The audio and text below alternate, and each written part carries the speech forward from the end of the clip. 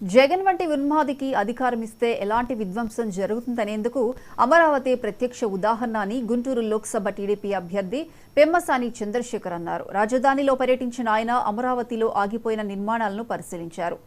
ఉద్దండరాయునిపాలెంలో అమరావతి శంకుస్థాపన జరిగిన ప్రాంతం, ప్రభుత్వ ఉద్యోగుల నివాస సముదాయాలు, సెక్రటేరియట్ కాంప్లెక్స్, అంబేద్కర్ స్మృతి వనం ప్రాంతాలను ఆయన సందర్శించారు. ఎటు చూసినా కళావిహీనంగా మారిపోయాయని ఆవేదన వ్యక్తం చేశారు. జగన్ చేసిన విధ్వంసం కారణంగా లక్షలాది మంది ఉద్యోగులు ఉపాధి అవకాశాలకు దూరమయ్యారని విమర్శించారు. తప్పుడు ప్రచారాలతో అమరావతిని నాశనం చేయాలని జగన్ కుట్ర పన్నారని, వాటిని సాగనీయబోమన్నారు పెమ్మసాని చంద్రశేఖర్. ల్యాండ్ నుంచి కానీ, మసీదుల దగ్గర నుంచి కానీ, అన్ని దేవాలయాలకు సంబంధించినటువంటి ల్యాండ్ నుంచి కానీ తెచ్చినటువంటి మట్టి ఈ ప్రాంతాన్ని కూడా అపవిత్రం చేశారు వీళ్ళు. ప్రతిదీ ఫైలు భూతద్దంలో పెట్టి వెతికారు. ఎక్కడ ఒక్క ఎకరం కూడా అవినీతి జరగలేదు, ఇన్సైడర్ ట్రేడింగ్ జరగలేదు అనేది స్పష్టం. ఎందుకంటే ఏవి నిరూపించలేకపోయారు. అది ఒక అబద్ధం. రెండోది, ఈ ప్రాంతంలో దాదాపుగా 139 సంస్థలు చంద్రబాబు నాయుడు గారు తీసుకొస్తే వాటన్నిటికీ జీవోల రూపంలో ల్యాండ్స్ అలాట్ చేస్తే వాటిని మొత్తాన్ని క్యాన్సిల్ చేశారు. అవి వచ్చుంటే 10 లక్షల ఉద్యోగాలు వచ్చాయి. సో 10 లక్షల మంది పేద ప్రజలు పొట్టగొట్టారు.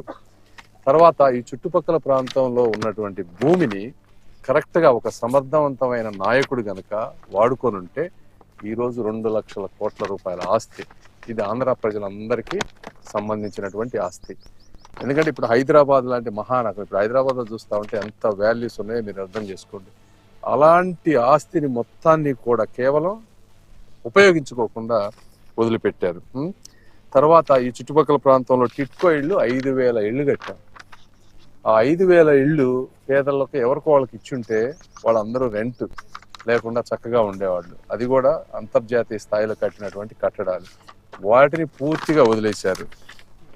తర్వాత ఇక్కడ ఈ ఎంటైర్ రాజధాని ప్రాంతం డిజైన్ అనేది ఒక డాలస్ కంటే కూడా గొప్పగా డిజైన్ చేశారు. అమెరికా లాంటి నగరాల కన్నా కూడా డాలస్ కానీ, సింగపూర్ కానీ ఇవన్నీ 20-30 ఏళ్ల క్రితం డిజైన్ చేసినటువంటి నగరాలు.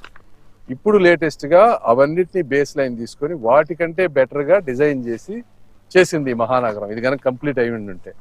సో దాని మీద ఒక అవగాహన లేదు జగన్మోహన్ రెడ్డి గారికి. అందులో మల్టిపుల్ జోన్స్ చేశారు. ఇప్పుడు R5 జోన్లో సాఫ్ట్వేర్, హార్డ్వేర్ ఇండస్ట్రీస్ వచ్చే విధంగా, అంటే దాదాపు 3.5 లక్షల నుంచి 4 లక్షల ఉద్యోగాలు వచ్చే విధంగా వాటిని చేశారు. అదే R3 జోన్లో 2,500 ఎకరాలు పేదవారికి టిట్కో ఇళ్ళు ఎలా కట్టామో 2,500 ఎకరాల్లో కొన్ని లక్షల హౌసింగ్ కట్టే విధంగా ప్లాన్ చేశారు. 2,500 ఎకరాలు. జగన్మోహన్ రెడ్డి గారు ఏం చేశారు, ఈ R5 జోన్లో సాఫ్ట్వేర్, హార్డ్వేర్కి ఏదైతే పెట్టామో ఈ ప్రాంతం అంతా డిస్ట్రాయ్ అవ్వాలని చెప్పి అక్కడికి తీసుకువెళ్ళి ల్యాండ్ పట్టాలని పేదవాళ్ళకని ఇస్తా ఉన్నారు.